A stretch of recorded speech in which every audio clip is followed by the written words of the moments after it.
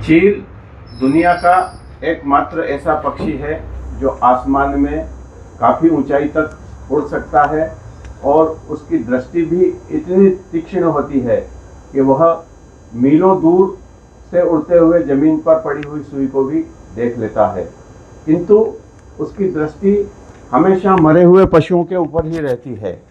उसी प्रकार की मानसिकता आज देश के विपक्ष की हो गई है।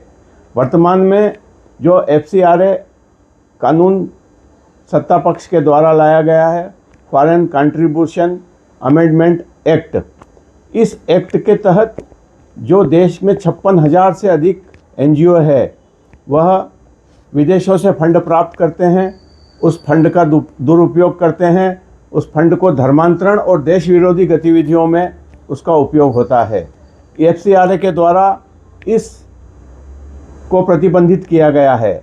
FCRA के द्वारा अब दिल्ली की स्टेट बैंक ऑफ इंडिया की शाखा में ही खाता खोला जाएगा और उस खाते के ऊपर सरकार का नियंत्रण रहेगा। एक NGO का एक ही खाता खुलेगा और यदि उसकी फंडिंग का दुरुपयोग देश विरोधी गतिविधियों और धर्मांतरण में पाया जाता है तो उस NGO के ऊपर प्रतिबंध लगा दिया जाएगा, उसकी संपत्ति राजसात कर ली जाएगी और उसके ऊपर सज़ा का भी प्रावधान रखा गया है।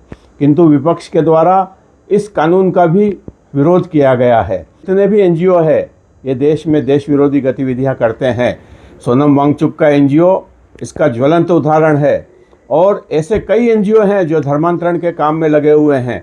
यदि अमेरिका की संसद में इस कानून का विरोध हो रहा है तो निश्चित रूप से यह कानून देश के हित में है, किंतु हमारे विपक्ष को यह समझ में नहीं आ रहा है। उनका काम तो सिर्फ विरोध विरोध विरोध और विरोध करते करते ये देश का भी विरोध करने लगे हैं। शर्म आती है इनकी मानसिकता पर। और इस प्रकार ये क्या चाहते हैं इस देश में, ये लोकतंत्र को चाहते हैं या नहीं?